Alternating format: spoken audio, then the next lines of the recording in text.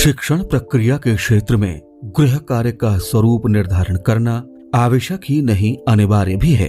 ये तो विद्यार्थियों के अधिगम संप्राप्ति का प्रमुख आधार है। परीक्षण के पश्चात ही ये जाना जा सकता है कि बच्चों ने गद्य, पद्य, व्याकरण आदि में क्या क्या सीखा है एवं उनका अधिगम अनुभव किस स्तर का है। हिंदी शिक्षण को सुनियोजित एवं प्रभावशाली बनाने में विभिन्न कक्षा शिक्षण प्रक्रियाओं के साथ साथ उपयुक्त गृह कार्य की भी प्रमुख भूमिका होती है। अतः हमारे लिए ये जानना बेहद जरूरी हो जाता है कि बुनियादी स्तर पर भाषा विषय के अंतर्गत बच्चों को दिए जाने वाले गृह कार्य का स्वरूप क्या हो। गुड मॉर्निंग बच्चों। Good morning ma'am. कैसे हैं आप सब? अच्छे। आपने कल हमारे साथ क्या पढ़ा था? अपने परिवार के बारे में। अपने परिवार के बारे में। ठीक, हमने जाना था कि हमारे परिवार किस तरह के होते हैं और परिवार में कौन कौन होता है। छोटे परिवार में कौन कौन होता है और बड़े परिवार में कौन कौन होता है। ठीक है। और लास्ट में हमने आपको एक गृह कार्य दिया था कि आपको अपने घर के एक एक सदस्य से ये पता करके आना है कि उसको क्या करना पसंद है और क्या करना पसंद नहीं है। तो शुरुआत करते हैं यस। चांदनी से। ठीक है चांदनी, आप बताइए आपके घर में आपने किससे बात की थी पहले? अपने पापा से। अपने पापा से। ठीक है, तो पहले आप बताएंगी पापा को क्या करना पसंद है और उसके बाद बताएंगी क्या करना पसंद नहीं है। तो सब बच्चे सुनेंगे, आप भी सुनो। चांदनी जी के घर में पापा को क्या पसंद है क्या नहीं पसंद है। हाँ जी बताइए।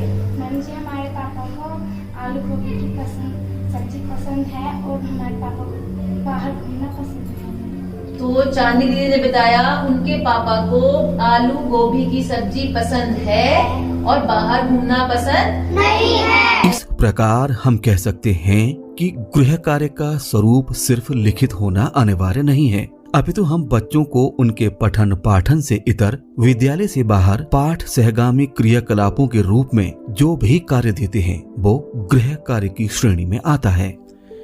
आइए चर्चा करते हैं कि गृह कार्य किन किन रूपों में दिया जा सकता है। गृह कार्य लिखित और मौखिक दोनों प्रकार से दिया जा सकता है। बच्चों को उनके स्तर के अनुसार प्रोजेक्ट कार्य भी दिया जा सकता है। किसी पाठ्य बिंदु पर परस्पर चिंतन और विचार विमर्श करते हुए निष्कर्ष तक जाने हेतु बच्चों को छोटे बड़े समूहों में भी गृह कार्य दिया जा सकता है। बच्चे अपने परिवेश में मौजूद संसाधनों का अवलोकन करते हुए उनके विषय में जानकारी जुटाएं और विद्यालय में आकर उन पर चर्चा करें। इस प्रकार का रचनात्मक कार्य भी गृह कार्य के रूप में दिया जा सकता है। एक कक्षा में चलते हैं जहां शिक्षिका बच्चों को भाषा शिक्षण के उपरांत भाषा विकास को ध्यान में रखते हुए गृह कार्य दे रही हैं।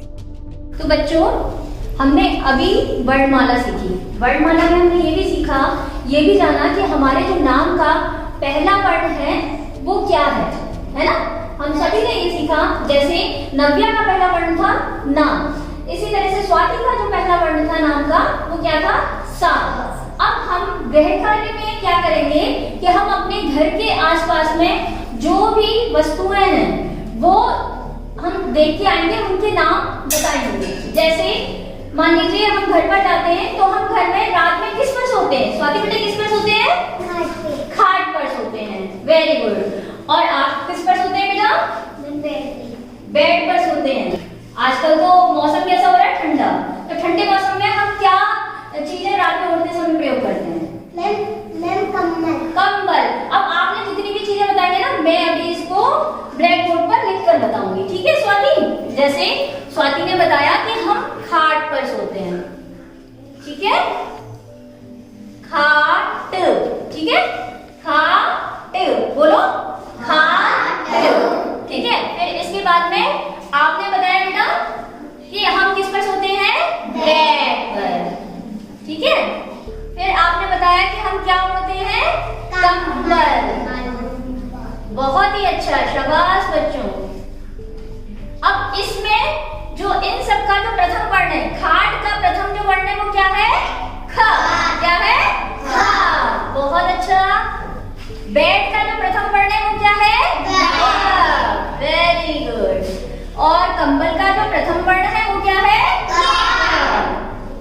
बहुत अच्छा, ये है सा। और बर्फी में ये जो पहला वर्ण है वो क्या है? क्या है? यहाँ यहाँ कहाँ? यहाँ कहाँ बताओ? एक बच्चा पीछे से, नव्या आओ पीछे से, तो बताओ कहाँ पर है? ये लो,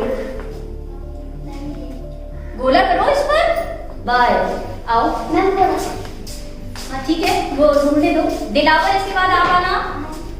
हाँ ये रहा, कोई बात नहीं, आपका हाथ नहीं जा रहा है, मैं लगा देती हूँ। बहुत बढ़िया। और भी कहीं है माँ इसके अलावा? जहाँ बोले लगा हो फिर भी आप बता सकते हो। हाँ तो बताओ, कौन बताएगा? आ जाओ, जल्दी से आगे आओ। बहुत बढ़िया, बताओ इसमें कहाँ है? और वह ये बैठ का ये जो पहला वर्ण है वो क्या है? बा।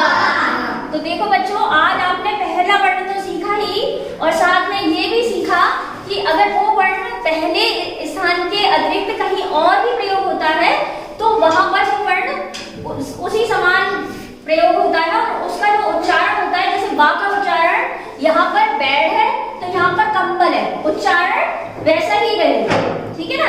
तो अब हम लोग क्या करेंगे? बहुत बढ़िया, पहले तो अपने लिए एक बार टाइपिंग करो सब लोग। बहुत अच्छे से।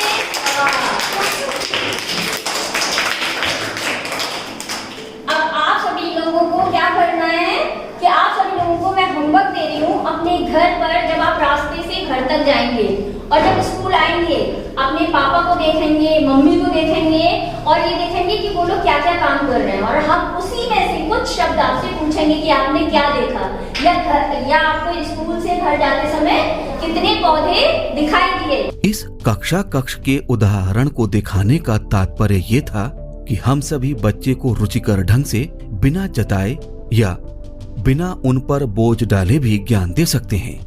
बच्चों को पढ़ाई बोझिल न लगे, इसके लिए पढ़ाई में उनकी रुचि बनी रहे, ये अत्यंत आवश्यक है।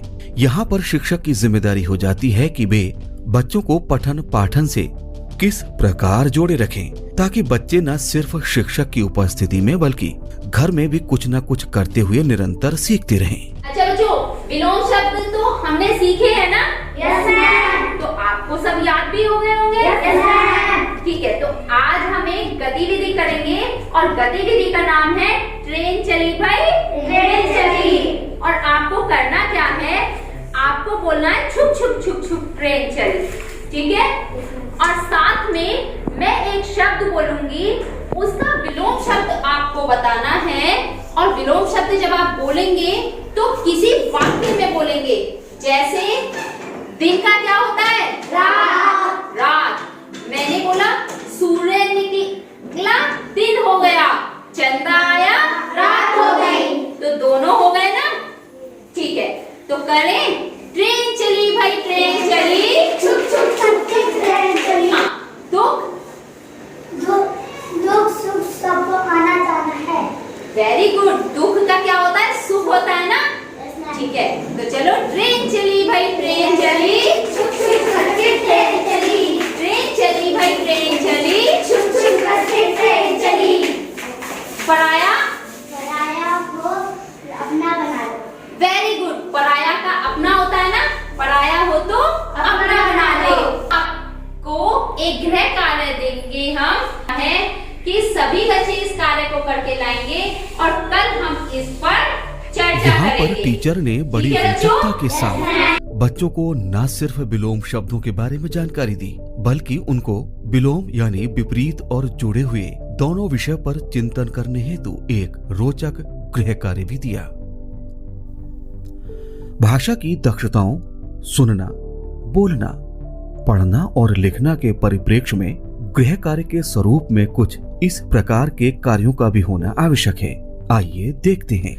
कुछ बनाने, जुटाने, संकलन करने से संबंधित कार्य, बड़ों से पूछकर पता करने से संबंधित कार्य, रेडियो, टीवी, मोबाइल फोन से सुनकर, देखकर, याद कर आने से संबंधित कार्य, किसी से मिलकर उसके काम के बारे में साक्षात्कार से संबंधित कार्य, स्वतंत्र लेखन, नारा, चित्र, कार्टून, दीवार अखबार, भित्ति चित्र बनाने से संबंधित कार्य, सूक्ष्म मांसपेशियों के विकास से संबंधित कार्य, दैनिक जीवन में घट रही प्रक्रियाओं को जानकर उनका वर्णन करने से संबंधित कार्य,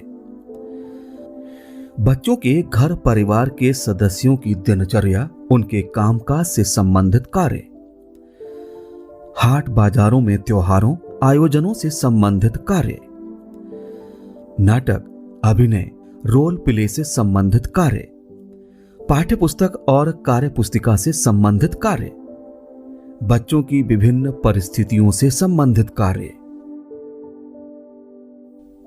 आइए समझते हैं कि गृह कार्य की कक्षा में प्रस्तुति और फीडबैक प्रोत्साहन के लिए हमें क्या क्या तरीके अपनाना लाभकारी होगा। बच्चों को गृह कार्य करने के लिए हमेशा प्रेरित करते रहें। साथ ही गृह कार्य करने वाले बच्चों का प्रोत्साहन करना बिल्कुल ना भूलें। फिर देखना होगा कि किया गया गृह कार्य सही है अथवा गलत। यदि हम बच्चे द्वारा की गई गलतियों पर उसे डांटने के बजाय धैर्य और प्रोत्साहन के साथ की गई त्रुटियों को बताएंगे तो बच्चों में अवश्य दोबारा अच्छा करने एवं सही प्रदर्शन करने की इच्छा का विकास होगा। इसके साथ ही गृह कार्य क्यों दिया गया, इस पर भी एक संक्षिप्त परिचर्चा कक्षा में अवश्य करें, जिससे बच्चे संबंधित लर्निंग आउटकम को समझ सकें, जिसके लिए विशेषकर गृह कार्य दिया गया था। इसके साथ ही बच्चों के लिए निर्धारित कार्य योजना के सापेक्ष क्या क्या दिक्कतें आईं, इस पर भी चर्चा करें, जिससे दोबारा कार्य योजना बनाते समय हम उन बातों का ध्यान रख सकें। हमें बच्चों के स्तर का विशेष ध्यान रखना चाहिए और उन सभी बच्चों को कक्षा स्तर पर मौका देना चाहिए जिन्होंने संबंधित गृह कार्य को करने में अपनी क्षमता लगाई है।